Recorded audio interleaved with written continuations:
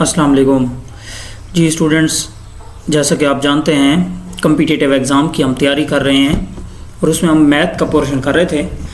आज का जो हमारा मैथ का टॉपिक है वो है ज्योमेट्री प्रॉब्लम। ज्योमेट्री के अकॉर्डिंग जितने भी क्वेश्चंस हमारे किसी भी कम्पिटिटिव एग्ज़ाम के अंदर आते हैं उनको हम कैसे करें, किस ट्रिक से करें बगैर कैलकुलेटर को यूज़ किए हुए। तो इसको समझने के लिए आपने हमारी वीडियो के साथ जुड़े रहना है, वीडियो को एंड तक ज़रूर देखना है ताकि हर क्वेश्चन आपको समझ आए और फिर इस वीडियो को देखने के बाद आप कॉम्पिटिटिव एग्ज़ाम में कहीं भी आपके पास ज्योमेट्री प्रॉब्लम्स की क्वेश्चन आए तो आप आसानी से उसको सॉल्व कर सकें। चलिए हम स्टार्ट करते हैं। क्वेश्चन नंबर 1 से स्टार्ट करते हैं। हमारे पास कुछ क्वेश्चंस हैं जो कॉम्पिटिटिव एग्ज़ाम के अंदर कई बार रिपीट हुए हैं, इनको हमने देखना है, इसके अकॉर्डिंग हमारे पास और भी क्वेश्चंस आते हैं। क्वेश्चन नंबर 1, फर्स्ट क्वेश्चन है, if parameter of the rectangle is 56 and the length is 16 centimetre, what is the area of the rectangle. पहले तो हमें रेक्टेंगल का पता होना चाहिए क्या है। रेक्टेंगल ऐसी शेप को कहते हैं जिसकी 4 साइड्स होती हैं और आमने सामने की जो साइड्स होती हैं वो इक्वल होती हैं। इसने लेंथ बताई है, लेंथ ये होती है ना 16, अगर ये 16 है तो आप जानते हैं ये भी क्या होगी 16 ही होगी ना, अभी बताइए है रेक्टेंगल। तो 16 और 16 32 हो गए, बाकी 56 में से 32 तो माइनस हो गए ना, कितने बचे बाकी 16 और 16 32, 56 में से 56 में से 32 को माइनस कर दो, बताएं 6 में से 2 गया 4 और 5 में से 3 गया 2, 24 बचा। इसका मतलब 12 ये होगा 12 ये होगा, ऐसा ही होगा ना, 12 ये होगा और 12 ये होगा।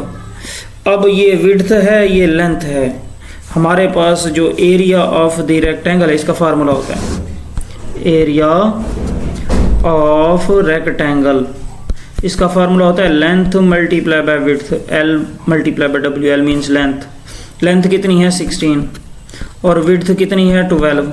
करें मल्टीप्लाई, इसको क्या आता है आंसर, ये आप मल्टीप्लाई करेंगे 192 आ जाएगा 192। तो ये वाला आंसर जो है ना 192, ये वाला आंसर दुरुस्त है भाई, ऑप्शन नंबर डी दुरुस्त है। The length of the rectangle is 5 time its width and area is 125 meter square, then parameter is given by. Parameter क्या होगा, लेंथ जो है वो 5 टाइम विड्थ के है। लेट करें आपके पास जो विड्थ है, विड्थ किसी भी रेक्टेंगल की वो x है, तो जो आपके पास लेंथ होगी, लेंथ वो आपके पास 5x होगी, ऐसा ही होगा ना। Parameter is given by, parameter बताना है, एरिया बताया गया, एरिया कितना है 125 मीटर स्क्वायर। बताएं भाई एरिया क्या होता है, एरिया ऑफ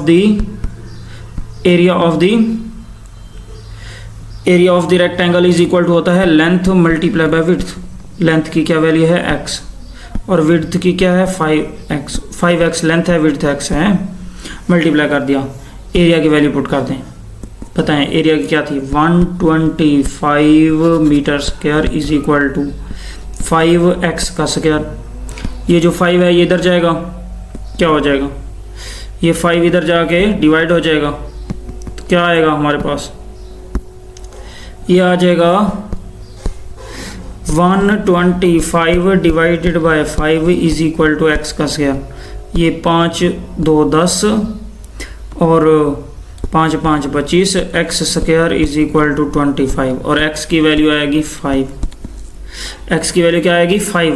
x क्या था बताएं, x हमारे पास विड्थ था ना, x विड्थ था, तो विड्थ की वैल्यू क्या आई 5, ठीक है।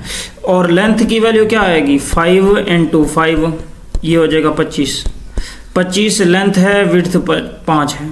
पैरामीटर क्या होता है, पैरामीटर होती है P is equal to 2 into length plus 2 into width, ये होता है फार्मूला पैरामीटर का। वैल्यू पुट कर दें 2 इंटू लेंथ की क्या वैल्यू है, लेंथ की वैल्यू थी 25 प्लस 2 इंटू विड्थ, विड्थ की क्या वैल्यू है वो है 5। करें जमा, 25 2 50 और 10 60 आंसर आएगा भाई, ये आंसर दुरुस्त है। इसी तरह क्वेश्चन नंबर 3 देखें। Question number 3, what is circumference of the circle whose area is 25 pi. Circumference का फार्मूला होता है C is equal to 2 pi r. हमें आर चाहिए, आर।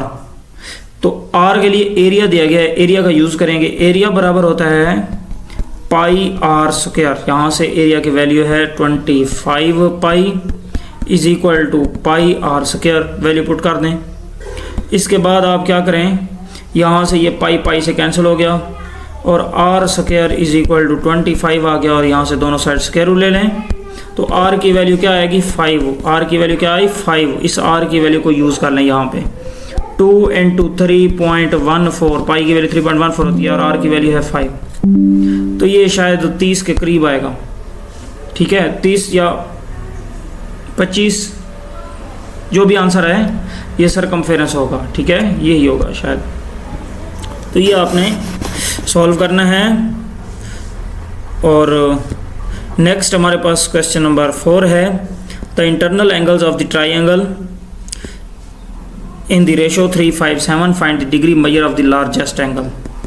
देखें हमारे पास ट्राइंगल है एक, ये ट्राइंगल है, इसके इंटरनल एंगल का रेशो, तो इसको हम लेट कर लेते हैं। ये 3x है प्लस 5x है प्लस 7x है, ये 3 एंगल है। 3 एंगल्स के जो सम होता है ट्राइंगल में हमें पता है वो 180 के इक्वल होता है।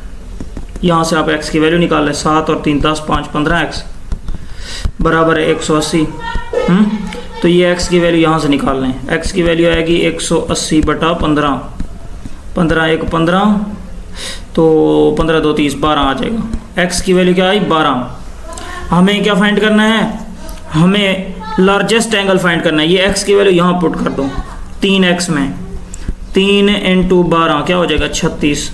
फिर इसमें पुट करो 5 × 3 5 × 12 ये 60 आ जाएगा, 7 × 12 तो ये 12 और 7 84, यही सबसे बड़ा एंगल होगा। सबसे छोटा एंगल 36 होगा और सबसे बड़ा एंगल 84 होगा। तो ये था क्वेश्चन नंबर 4। क्वेश्चन नंबर 5 देखें, circumference of a circle 56 centimetre, diameter दिया गया है। सरकमफेरेंस हमने फाइंड करना है, सरकमफेरेंस हमने फाइंड करना है। सरकमफेरेंस का फार्मूला भी बताया था, 2 पाई आर के इक्वल होता है। यहाँ पे आर नहीं है, आर निकालेंगे। डायमीटर दिया गया है कितना 56। आर निकालने के लिए डायमीटर का हाफ करना होता है, फार्मूला होता है डायमीटर का हाफ करें तो हमारे पास आर आ जाता है। डायमीटर है 56 डिवाइडेड बाय 2, करेंगे डिवाइड तो ये आ जाएगा 28 आ जाएगा। और वैल्यू पुट कर दें 2 × पाई 3.14, आर की वैल्यू है 28। इसको आप सॉल्व करना जो आंसर आएगा, ठीक है। तो शायद 176 है, कर लेना इसको। तो ये सी की वैल्यू आ जाएगी आपके पास। ये था क्वेश्चन नंबर 5। क्वेश्चन नंबर 6 देखें, what is the height of the triangle base 3 and the area. आपने ये height of the triangle find करनी है। बेस दिया गया है 3 और एरिया दिया गया है, एरिया 9 सेंटीमीटर का स्क्वायर, ठीक है, कर लेंगे, ये आसान है, ये आपके ज़िम्मे है, खुद करना है। क्वेश्चन नंबर 6 7 देखें, what is the height of the triangle. Same ऐसे ही है, दोबारा क्वेश्चन रिपीट किया गया ये। Question number 8, find the area of the triangle whose base is 15 height 20, ठीक है। Area of the triangle find करना है। 1/2 एरिया ऑफ द ट्राइंगल का फार्मूला होता है, into base multiply by height, ये फार्मूला होता है। बेस की वैल्यू कितनी है 15, 1/2 × 15 मल्टीप्लाई बाय हाइट कितनी है 20। हाँ जी, 2 10 20, 15 और 10 ज़रब होंगे तो 150, क्या आएगा 150, ये वाला आंसर दुरुस्त है। क्वेश्चन नंबर 8 है। Question number 9, the length of the one side of the square is 12, parameter of the square find करना है। अभी हमने क्वेश्चन किया था, ये आप कर लेंगे। क्वेश्चन नंबर 10 और question number 11, a square has its parameter equal to 20, what is the length of the each side. हर साइड की लेंथ फाइंड करनी है, ठीक है। तो ये भी आपने करना है, ये आपके ज़िम्मे है। नेक्स्ट लेक्चर में इंशाल्लाह हम नेक्स्ट टॉपिक पर बात करेंगे। तो स्टूडेंट्स, अगर आपको किस तरह कोई क्वेश्चन है तो आप कमेंट सेक्शन में ज़रूर बता सकते हैं। नेक्स्ट लेक्चर मिलते हैं, तब तक अल्लाह।